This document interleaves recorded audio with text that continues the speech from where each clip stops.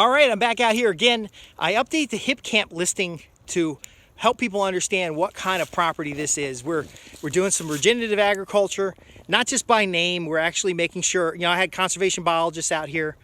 I've got a certified master naturalist. We're putting a lot of paperwork into it first. But by the way, I'm Justin Hitt with Prosperity Homestead. So what I'm doing out here today is kind of getting an idea where my fence lines are going to be for our trials on goats.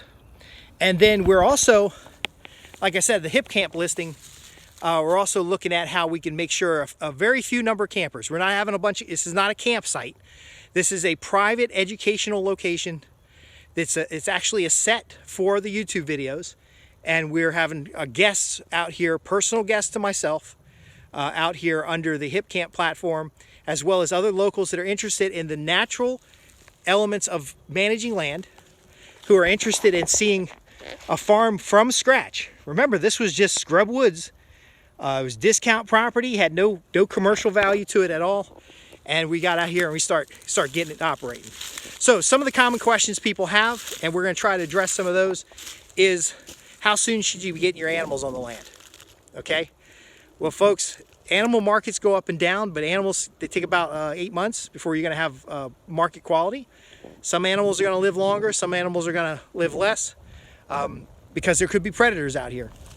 But how soon should you start that? Well, you should start thinking about it before you get your access on, but implement after you have access, after you're more familiar with the land. I just recorded a video and we had some evidence of squirrels getting eaten up.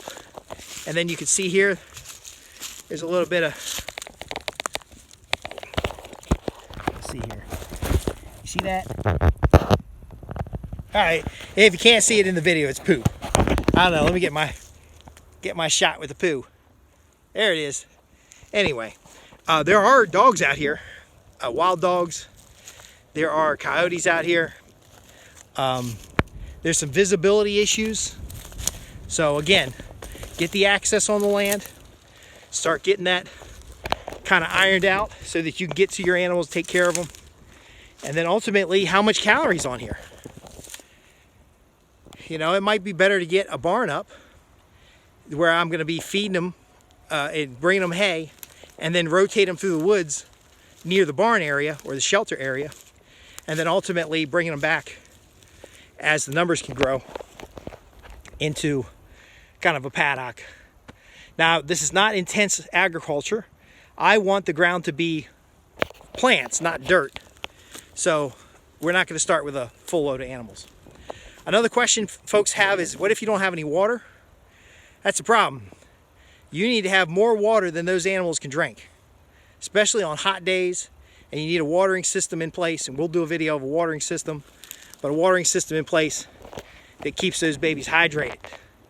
Now, what about if you've never done this before? Well, I haven't done this before. When I was growing up, we had goats, rabbits, chickens, that kind of stuff, but I was a kid. And the knowledge of a kid is different than the knowledge of an adult. So I've partnered with a local farm, and we're going to introduce you to that local farm, and they got a YouTube channel, and they've got educational classes and training, and you'll get to see what I'm learning. But I'm basically an apprentice farmer on this particular. I don't just look like this on purpose, but I'm an apprentice farmer. I'm learning from somebody who's got experience, who's got time in the game. And I'm going to follow instructions. I'll share those instructions with you so you can get familiar. But again, these are 15-minute YouTube videos. 90% of what I can share here is just the surface level, the hands-on and practical. I even have some concerns and the things I need to learn. So if the animal gets sick out here, what do we do? If we end up having high predator pressure, what do we do? Okay, these types of things we're going to learn together. So I hope you'll join me on this journey. Be sure to like and subscribe. But then again, if you don't, you can deal with high food prices and you can do all that stuff on your own. I'm not, no skin off my back whether you're subscribing or not. I'd rather you just go get a book and get a couple videos and then just go partner with a local farmer and start doing it. These local farmers are struggling these days. These commercial companies can make that Solent green and, and really put a lot of pressure on the farmers. I've heard stories lately about folks taking animals to the cattle market and they're losing money, and so they're not going to do cows again. And so There's a big push for vegetarian foods, but the animals on the land the right way makes the land better, captures more carbon, builds soil biology, and ultimately helps us far more than some factory farm somewhere that has only nice pictures of animals. I'm showing you the real deal here. This is, the forest mulcher wasn't happy with how nice and neat this is. Now, I like how nice and neat it is because we pick up the logs, we use them for firewood, when we're camping out here and stuff. But this is, I want ground cover. I want forests. But more importantly, I want a stable ecosystem. So in the long run, I want what's best for the land and any animals that are on this land. So yeah, we're going to do stuff that's going to increase the deer count. There's some exclusion areas out there. We're going to do things that increase the habitat. Actually, there's a monarch butterfly over here. I got a whole nursery area of plants we got to put out. We're going to do a lot of stuff, but I'd like to take you along on this journey. And the reason you can come along on this journey is because of the power of technology. So it's not going to be fancy videos and anything like that, but I will make a commitment to answer your questions, because you're going to come up with a question that I haven't even thought of. And I'll answer those questions. It's going to help me get better at what I'm doing here, because caring for the animals is the most important thing. I want to make sure those animals are healthy and happy, and the families that are enjoying them are built on good stewardship. So again, I'm Justin Hitt with Prosperity Homestead. I run a newsletter on homesteading. I also have a couple other newsletters, and then I'm a marketing consultant that does it primarily in the business development and risk management side. So again, I did a risk assessment of this. I put a bunch of animals out here and they all get eaten. Then I'm out thousands of dollars. If I don't have good fencing, I'll spend more time looking for goats than caring for goats. If there's other factors that aren't taken into consideration, then you're going to have trouble. I'm going to help you avoid those mistakes. I'm going to help you learn as I learn. I'm going to tell you honestly if I don't know something. But then there's areas where I do have areas of expertise.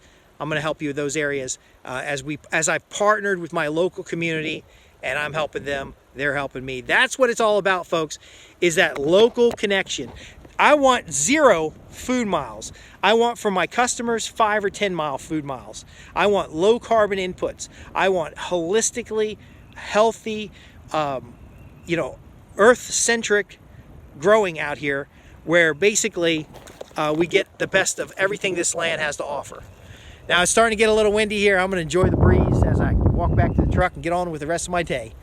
I want to thank you for being a part of what we're doing here, and I hope to serve you in the sense of, answers are everywhere. Answers are a dime a dozen. I want to help you ask the right questions. I want you to help to get practical information.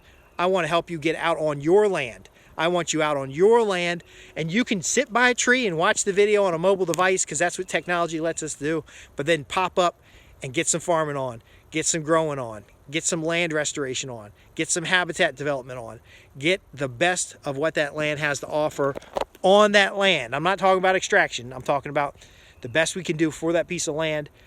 Food security, personal security, health and wealth. You're in the right place. Again, I'm Justin Hitt from Prosperity Homestead, and I'm going to stop rambling.